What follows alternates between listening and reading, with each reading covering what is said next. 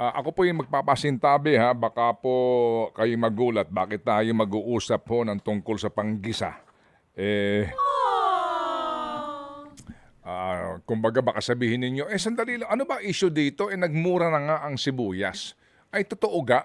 Opo, nagmura lalo na po doon po sa bilihan sa mismo pong mga pinanggagalingan ng produkto. Pero meron pa rin pong disconnect actually sa actual po na presyuhan sa mga palengke, particularly po sa Metro Manila. Sa ngayon, hango po sa bantay presyo mismo ng DA, yung pong local red onion 75 hanggang 150. Yung local na white onion ay 80 hanggang 140.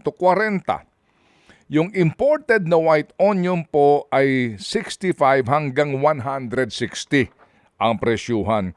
But basically po dito, itong pinakamababa, hindi ho ito nangyayari eh. Usually po, tumatawid nga doon sa halos po itong pinakamahal na presyo. Ano ba issue ho dito? Mga kapatid, kung inyo po maaalala, nung pa ho tayo nakatutok po sa isyong ito, at ngayon na naman, lumilitaw ng dahil po din sa pagbaha ng imported na mga sibuyas, ang ating pong local farmers ngayon namumroblema dahil may utang na sila doon po sa kanilang dati pang utang sa produksyon, may utang po sila sa cold storage ngayon at malamang mabulukan pa sila ng produkto.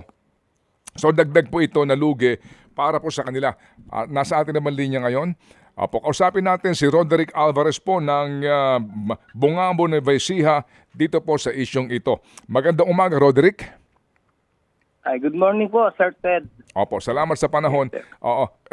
Kayo mismo sa grupo nyo o ikaw sa iyong pamilya, ilan ngayon ang hawak mong stock ng sibuyas at magkano ang puhunan mo dito at magkano ngayon ang iyong gastusin dito sa cold storage? Pakikwento nga please.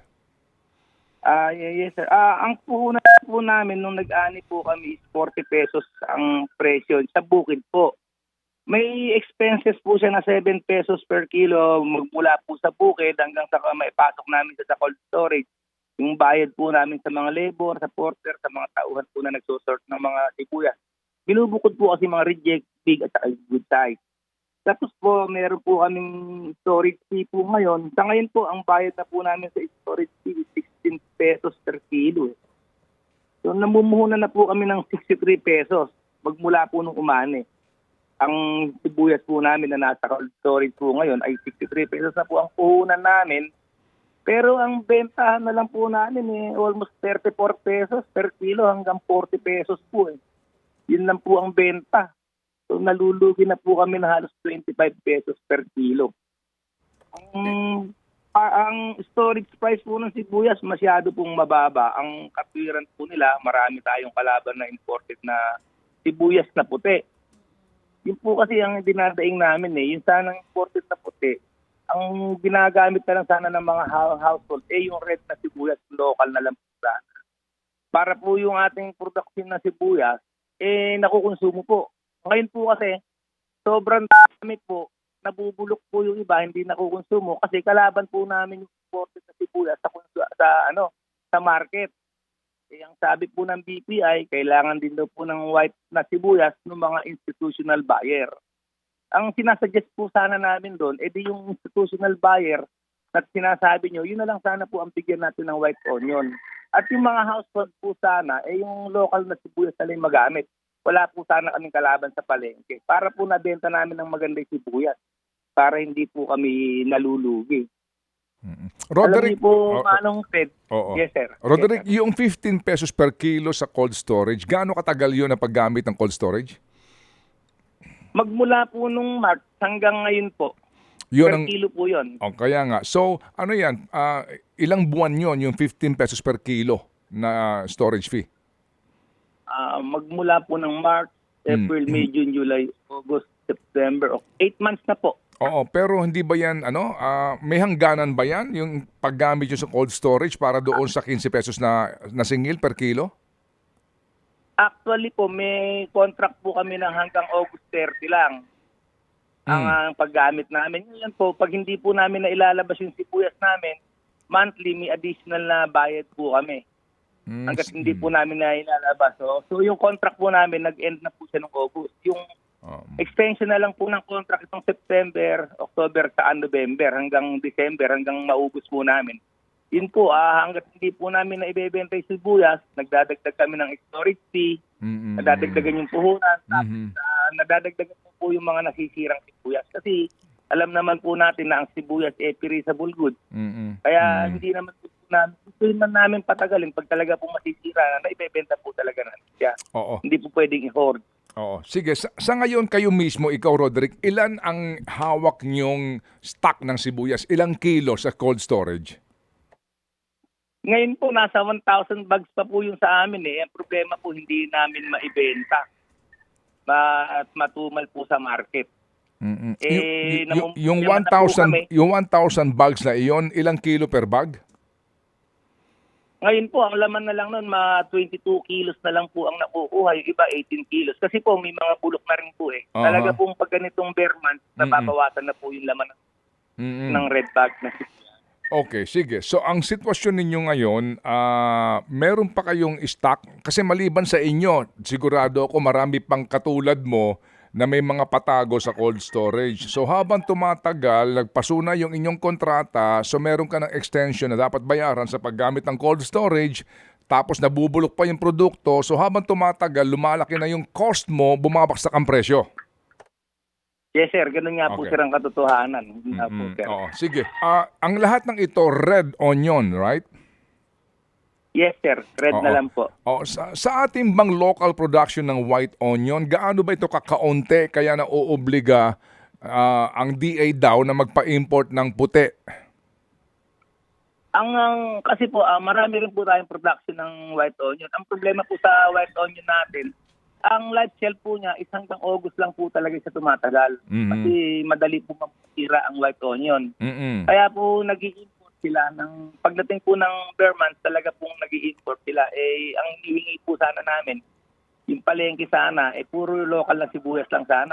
Kasi yung tinatawag po nila, sir, na institutional buyer, yun po yung mga hotel at saka restaurant. Saka yung mga food manufacturers po, yun po ang kanilang binibigyan po ng pagkakataon para makagamit ng white onion. Oo, kasi nga ang suggestion din dyan nung iba, payagan mag-import yung institutional buyers. Diba? Para exclusive pa nag-import sila, McDonald's, Jollibee, itong malalaking mga chain of restaurants na ito, malalaking mga hotel, sila na bahala sa importasyon nila para exclusive sa kanila at wala sa merkado, di ba?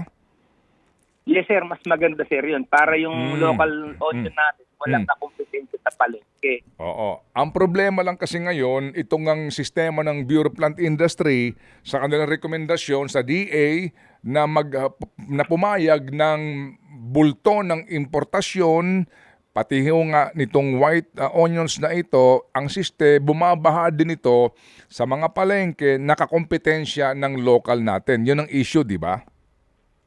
Yes, sir. Yun nga Okay, po, sige. sir. So Ang malinaw problema yan. namin. Malinaw yan. Ano ang sabi sa inyo ng BPI, ng Bureau of Plant Industry?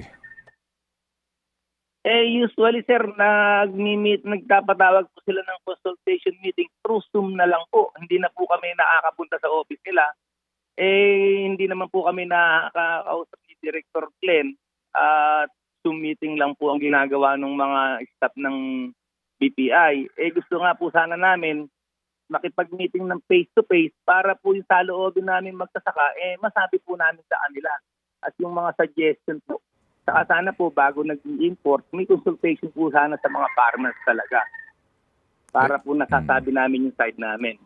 Hindi kayo binibigyan ng panahon para makapag-meeting personal. Yes, sir. Yes, sir. Ano lang, sir, kami. Through Zoom meeting lang, sir. Oo. Gumawa ba kayo ng hakbang para maidulog ninyo kay Secretary Laurel Chiu ang inyong problema? Hindi pa po, sir, kami gumagawa ng hakbang. Kasi po, sir, monthly naman may patawag. Yun nga lang po, sir, through Zoom meeting lang. Kaya po hindi namin masabi ng diretso at yung mga saloobin namin. So anong balak nyo ngayon, Roderick? Maghihintay po sana kami ng schedule kung kailan po kami po pwedeng makipag-usap ng sa office ng BPI para po masabi namin lalo po. Ngayon pong November, start na po uli ng planting season namin para sa ani natin sa 2025. Ang problema po dito, yung pong mga farmers na may sibuyas, kasi po pag umani po kami, magbebenta lang kami ng kaunti, yung iba ilalagay namin sa storage para po ngayong panahon ng taniman, saka po namin ibebenta, may puhunan po uli kami sa bukid. Ngayon po, wala kami halos natitira sa pinagbibilan. Kaya yung utang po namin, siguradong magkakapatong-patong na naman. Oo, at ikaw mismo, mga magkano na utang mo at magkano ang balak mong utangin sa planting season ngayon? Baka po umutang kami ng medyo mas malaki ngayon kasi po halos wala po natira sa namin sa tanim na sa puhunan namin. Usually po kasi sir, yung isang hektarya umaga kami ng 300,000 hanggang 400,000. Depende pa po sir sa panahon. Pagka po inatake kami ng harabas, yung armyworm, lalo po malaki sa mga pesticide. Kaya po ngayon pa lang, naghahanap na kami ng mautangan namin saan kami makakahingi ng tulong. Naman po sana mautang, magiging lang ang interest. Oo, so ang mangyayari niyan, Roderick, ngayon na may utang ka pa sa kasalukuyang mong stock sa una mong tinanim. Yes, sir. Oo, at kapag ikaw ay hindi makautang, hindi ka magtatanim, di ba?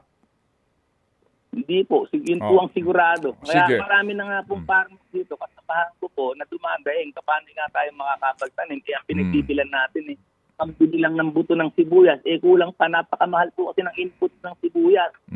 Kaya po yung sibuyas, naka-classified nga po siya na as high value crops. Oo, yung nga po, kasi nga din kapag hindi ka nagtanim, kukulangin ng supply at muli na namang uulan ng imported. Yun nga po, yun po isang kinakaba namin kasi po nagawa na po ng paraan ni Director Glenn para sumigla yung magsisibuyas. Nakapagtanim na po kami ng marami. Kumbaga, yung po ating gamitin sa buong taon, kaya na pong supplyan. Yung red onion po, kaya na po natin. Ngayon po, ang problema namin dito, pag nalagot na naman po ito, at hindi na naman po namin na kaya mag-produce ng maraming sibuyas, dadating na imported. Sige. Yun po ang pinangambahan namin. Oo, kasi alam mo, sa mga pagkakataong ito, Roderick, ito ang magandang alimbawa sa pangangailangan ninyo ng kinatawan. Kasi kung hindi umaaksyon ang executive sa problema ninyo, yung lehislatura pwedeng makialam dito. Kasi constituents sila kayo eh. Oo. Wala ba kayong connect sa sinumang congressman o senador na maaaring ipaglaban ang inyong isyong ito? Si Congressman Vergara po, tumutulong naman po sa aming mga farmers. Si Congressman Rio Vergara ng 3rd District po ng Nueva Ecija. Siya po ang marami pong natutulong sa amin sa magsasaka.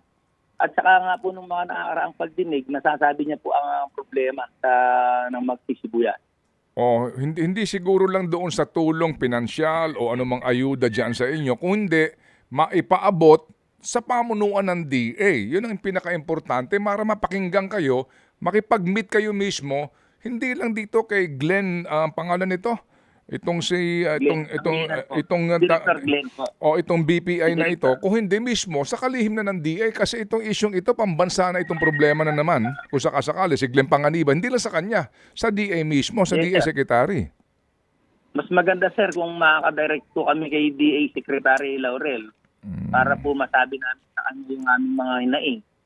Sige. Makaharapin yung problema. Sige, kami kasi kukontak nga dito. May kakaroon ng pagdinig na naman itong bagong komite sa Kamara tungkol sa agricultural smuggling. Baka maaari namin mabanggit ito. Sige, ngayon, ano ang panawagan ninyo dito kay Secretary Chu Laurel para sa inyong problemang ito? Kung sakasakali, baka lang, no? Baka makaabot sa kanila ito.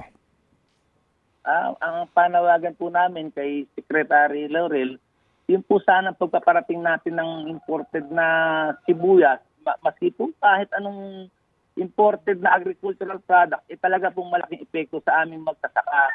Ang hinihiling po sana namin, may priority yung produkto natin, magawan po ng paraan na mas maunang maibenta ito. Kumbaga, hindi naman po kami totally against sa importasyon.